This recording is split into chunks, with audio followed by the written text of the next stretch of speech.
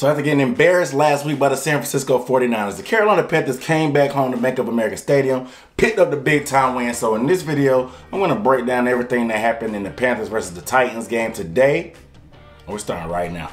What up, dude? What's up, everybody? It's Aaron Dougie here with the Necessary Bluntness Sports Talk. This is the channel where I might not tell you what you want to hear, but I'm definitely going to tell you what you need to hear. And I'm back again with another Panthers video. Make sure you guys hit the subscribe button, give the video a thumbs up. You guys already know what I do. I give recap and analysis of the Panthers, so you got to hit that subscribe button so you don't miss any videos because I keep this thing lit. But let's go ahead and get into this game from today. But hey, real quick, down below in the comments, let me know what you thought about the game today. What was the biggest surprise to you? I know Christian McCaffrey, he does Christian McCaffrey things every week, but were you surprised about how well DJ Moore had played with 100 yards and Curtis Samuel's highlight? Like, what were your thoughts about the game today? Let's start with the offense, of course, and we got to start with the guy that's leading the offense, Kyle Allen. Kyle Allen started off a little shaky, man. I'm not going to lie. I thought he was still having a little hangover symptoms from last week versus the 49ers. He was seeing ghosts a little bit, but he got it correct. He got his stuff together, and he was spreading the ball around to our playmakers. It was a big day for the Cat Pack. I really like how he finally got our wide receivers involved. I know Steve Smith had criticized Curtis Samuel and DJ Moore about not producing enough, but I felt like a lot of that had to do with the opportunities that they were being presented from Kyle Allen. Kyle Allen was relying a lot on Christian McCaffrey and Greg Olsen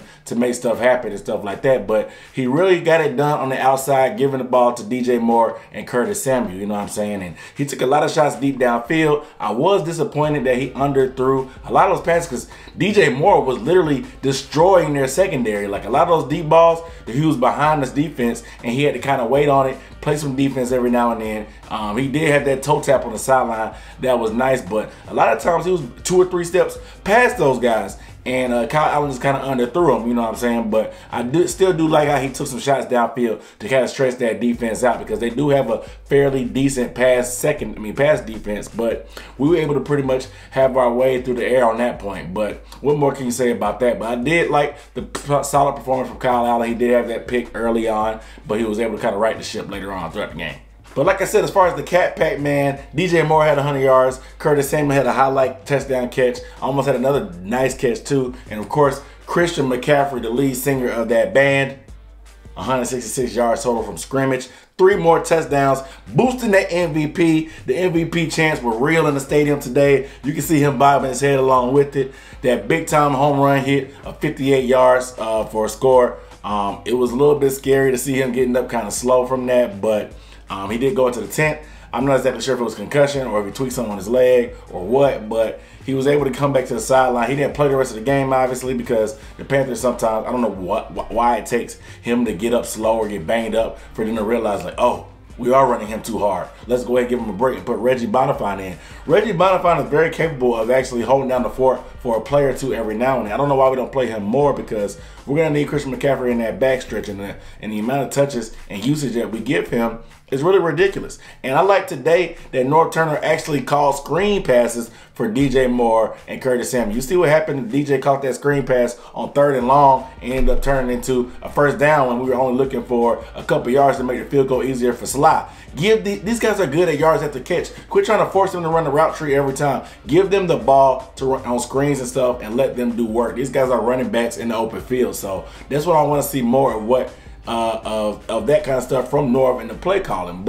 And that'll take a little bit more pressure off of Christian in that aspect. But you got to be good. You got to be happy to see what we got from those 2 young guys on the outside, man. I was very, very impressed. And, of course, Greg Olsen did his thing, being the vet guy that he is, making those clutch catches when we need him to, you know what I'm saying, doing his part in the blocking, which was very nice. But I got to talk about the big boys on front of the offensive line. They did give up a few sacks. However, for the most part for the day, Kyle Allen was fairly clean, and of course, they did a great job of blocking up front for Christian McCaffrey, especially, like I said, on that big time run that he had, and it's beautiful. You know what I'm saying? Because he tends to, this is like the 2nd or 3rd time that his long runs have been up the middle on those little power pull plays. And I know the one against Arizona was the exact same play, it seemed like, and he broke that one for a long touchdown. When things are blocked beautifully, it's crazy. And I think I like the way our offensive line has been blocking up front on the run game all year, and it's just putting things together and getting that chemistry back together that they had when it comes to pass pro. Taking Darrell Williams out and not playing him, got that chemistry that we had back together, like I think last week,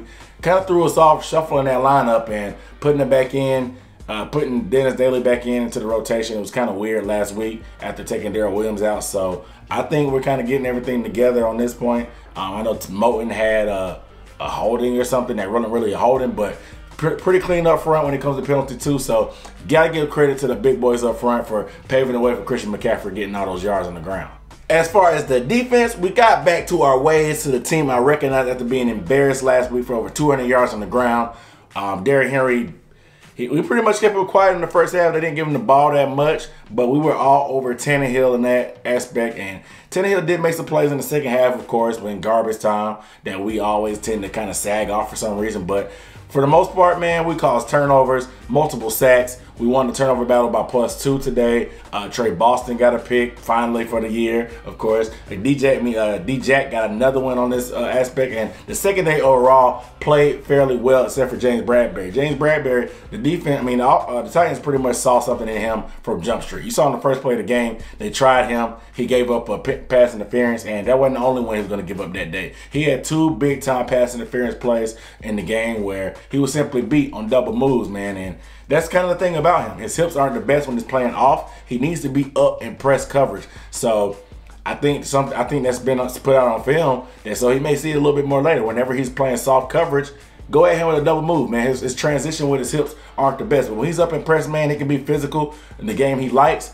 That's when he thrives the best. So I'm gonna cut him a little bit of slack just because I know what his strengths and weaknesses are, and I don't think he was in the best scenario in those plays that he gave up those pass interference plays. But Eric Reid was balling. He had the sack, of course, and the strip, big time strip on Dion Lewis, getting the turnover party started, you know what I'm saying, with these Av. Of course, Luke does Luke things, you know what I'm saying. Shaq had an outside game. Up front, though, Gerald McCoy balled out today. He was really a menace today. He was very, very active, and we needed that, especially with Mario Addison being out, you know what I'm saying. Brian Burns recovering from their wrist injury, trying to get everything back in the flow of things. But him and Donte on the inside really were very active today, and I like what I saw from those guys. Like I said, when you have guys, a bunch of guys that can get after the passer, you never know whose day is gonna be. Today, Gerald McCoy and Terry Poe had their days also, and it was fun, man, to watch. I mean, prayers up for Mario. You know what I'm saying? His family got him in prayers for sure. It's been a tough year for Panthers, man, especially with the loss of Shaq Thompson's mom 2 or 3 weeks ago, and then now with Mario Addison. So just you guys keep those guys in your mind, and if you pray, if you're going to send a prayer for him, send a prayer for him. But the guys had Mario's jersey on the bench, and they were using that as inspiration. Mario got the game ball today, and I like what I saw, man. I know Derrick Henry kind of got cranked up in the second half because the Titans really pretty much said, okay, Derrick Henry only has 2 carries.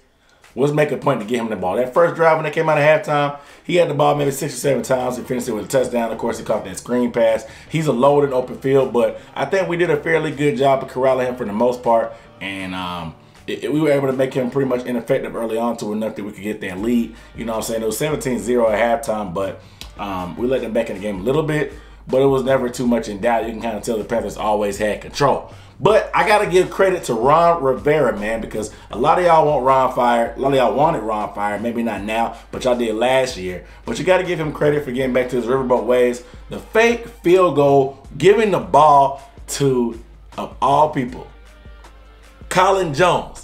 Colin Jones that gave the ball to him. He almost got stopped short, but F.A. Obada came and gave that little rugby push, got him across that line. That was big time because we were backed up in our own territory. Turning that ball over would have been a huge amount of momentum, but getting that conversion really spun the game in our favor. We got to score off that drive, and we pretty much had a stranglehold on the game for the rest of the regulation that was left in the game. So that was a big time play call and ballsy for Ron Rivera to be able to make that call. And that's the type of calls you got to make when you're in a position right here where you're kind of the turning point. Overall, I like what I saw from the team bouncing back, you know what I'm saying, because a lot of people were thinking, like, oh, here we go. I said it myself, I got Pittsburgh vibes, but I knew it was going to be the turning point. Last year, we went downhill after Pittsburgh. But people don't realize we didn't just lay an egg. We lost a bunch of close games. I think 5 out of the last, 8 of those 8 games, we lost by less than 1 touchdown. So it's not like we were just getting blown out. We were losing close games, you know what I'm saying? Besides the Falcons game last year after Pittsburgh, they were pretty much close games, bro. So it was good to see us come out and answer and see how we would come out and make a statement about saying that, hey, this is not last year. We got that same bad taste in our mouth. We're going to shake this thing off, get this thing right, get it together, get this season, keeping it going how it's going to keep going. And I was overall impressed how the guys answered and got their win at the bank today, man. Good time, big time win, you know what I'm saying, big time. But you guys let me know down below in the comments what you thought about the game today, man. I thought it was beautiful. I enjoyed it. It was good to get back in the win column, man. But you guys let me know down below in the comments. But without further ado, I'm Aaron Duncan signing off with Necessary Blunt Sports Talk. Make sure you hit the subscribe button. I'm not going to tell you no more. I'm not going to, whatever. Make sure you give the video a thumbs up too. Make sure you share this thing, you know what I'm saying, on all your social media. That way everybody can check it out, you know what I'm saying. But I appreciate you watching. I'm Aaron Duncan. I'll see you next time.